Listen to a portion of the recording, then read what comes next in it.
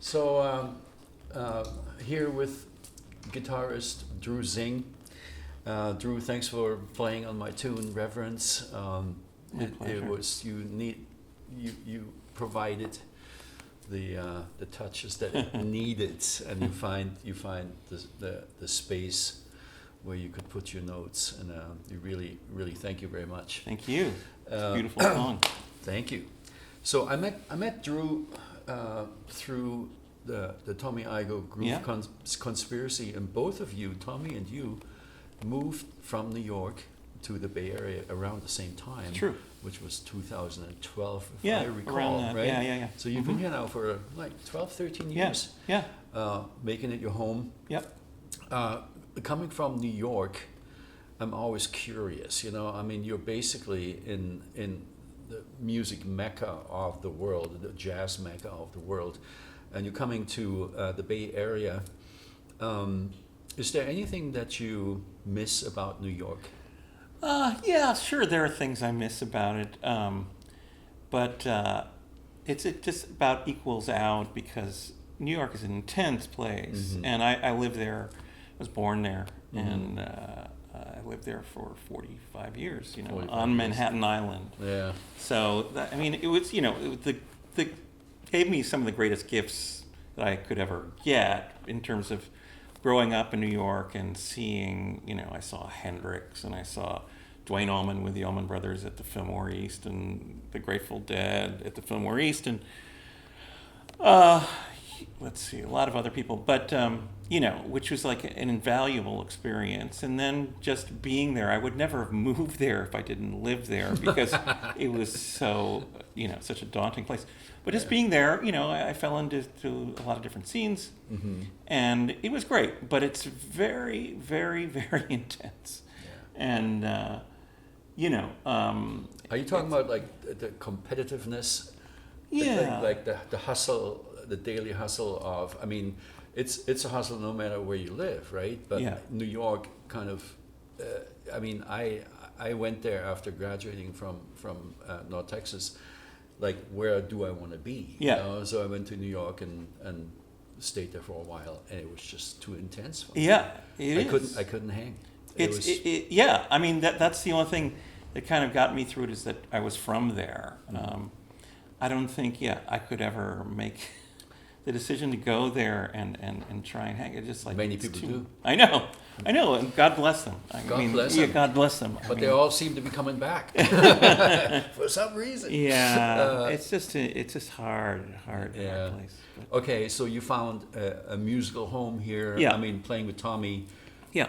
For me, was meeting you. Yeah. Through Tommy, I was like, all of a sudden, the two of you really, for me, elevated the level of musicianship in the Bay Area. Well, there's a very extremely high level of musicianship in the Bay Area. But for me, I'm talking about my personal experience. Playing with you and Tommy added something to the fabric of the Bay Area that hadn't been there before. Like the style of playing, the expectation of musicianship. Yeah. For me, I just want to share that. I'll never forget. I told Tommy that a few times. Tommy never rehearsed, right? And he would give us the set list 5 minutes before downbeat, right? And that was new to me. Yeah. I was like, hey man, I want to practice that stuff and sound good. So I remember that time where he walked in and gave us Quartermaster by Snarky Puppy, and I have that melody line, which is really, really tricky. The keys hard, it's just very uncomfortable on the trumpet. And he gave it to me like 10 minutes before downbeat, and I started like, Jesus Christ, And I looked at him and I was like, dude, this is really hard. Yeah. And he said to me, well, they can play it. And he turned around and walked away from me. And I was like, all right, so there's New York. Yeah. They can play it. I was like, you know what, man? I could have turned around and said, okay, a little harsh, but he had a point. Yeah. That's what I'm saying. It's like the New York, the East Coast level or expectation is different. The Bay Area is way more laid back. I'm not saying that the musicians are not as great. They're but fabulous musicians. It's fabulous, just outstanding. Yeah. But it's a different vibe, you Well, know? yeah. And I think that story kind of brings it to the point, you know, what I was talking about. Yeah. But you guys blew the town, and all of a sudden there was like a different element here. You know? So I appreciated that, you know. So let me ask you this: when did you pick up the guitar? Oh gosh, we had a guitar around the house. I had 2 older brothers, and there was a guitar. And when I was 6, and you know, I saw the Beatles on Ed Sullivan when I was 6, and the Beatles, you know, if you lived through that period, you know, but probably you didn't. But it was just a really unique cultural thing that everybody just wanted to play. The music was so great. And I was swept away by the music, you know. And then, you know, I heard Jimi Hendrix when I was, what was I? I guess I was 8 or something, or you know, a couple of years later. And I heard him before he was known. There was Purple Haze was a single in New England, and I was in summer camp, you know, like in England. New England. In I was in New Hampshire. Uh-huh. And that was a regional hit out there, and he wasn't famous at all, but I heard it, and I said, it changed, you know, my whole... At 8 years? It hit you at 8 years old? Yeah, I get 8 or 9. I saw him when I was 10. You understood what he was doing? Because it just was a growth out of, like, you know, you could tell, I've tried to describe this before, you could hear his influence on the Beatles, like on Sgt. Pepper's, and the guitar sounds, and you know what McCartney was playing a lot of lead guitar then. And then you heard the source, which was like, I was like, oh, that's it. And things were changing, like from week to week, from month to month, like in terms of guitar sounds and approach to guitar, you know, distortion, you know, that was like a really heavy thing. Yeah. And it was a place that everybody knew kind of where we were going. But then, you know, when I heard Jimmy, I was like, that's the source, you know. And he was the source. Yeah. Really? Oh, you know, cool, you know, because he had influenced the Beatles, right? That's really heavy. Yeah. And I just said, somehow it touched me in a very deep way. And then, you know. At 8 years old, though, man, that's tremendous. That's really different. Yeah, but that's different. Yeah.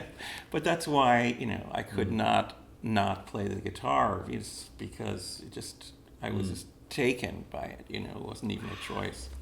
Man, that is so cool. Yeah. You know, I had that experience when Miles Davis's Tutu came out. Yeah.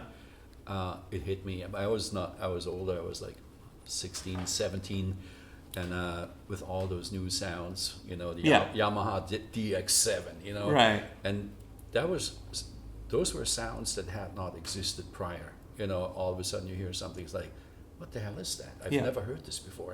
A similar experience for me, you know, and it made me want to go into popular trumpet music because Miles did it, you know, and he kind of merged new technology, new sounds with acoustic sounds, and it was a game changer for me as well. Right. I was like, I want to do that, you know. Yeah.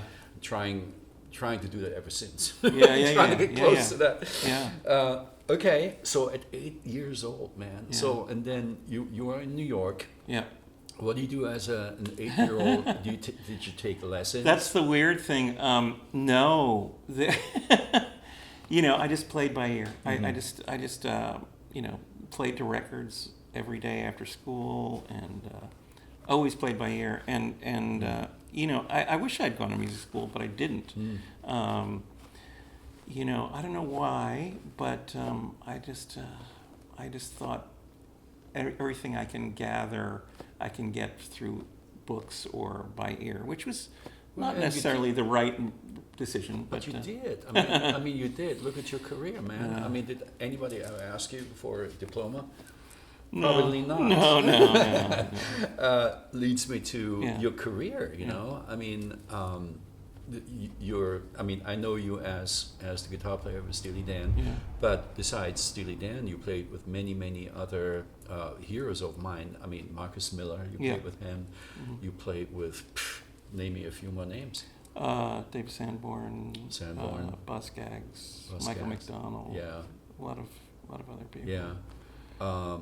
Okay, and they hired you, I think, partially for your sound, Yeah.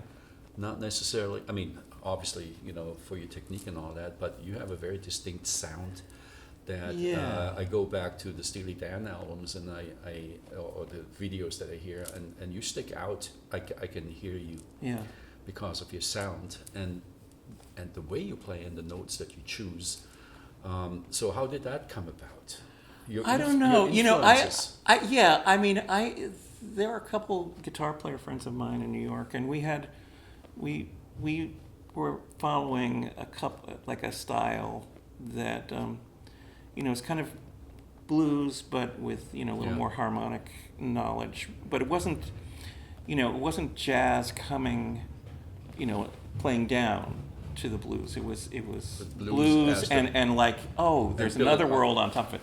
So and I really I really took to that, and I really thought that there was a voice that I didn't think of it. Oh, this is my voice, but it's just that was what it was almost like I've got a stand to a statement to make in terms of I didn't understand heavy metal. I didn't understand tapping, I respect it, I respect Eddie Van Halen, it's amazing.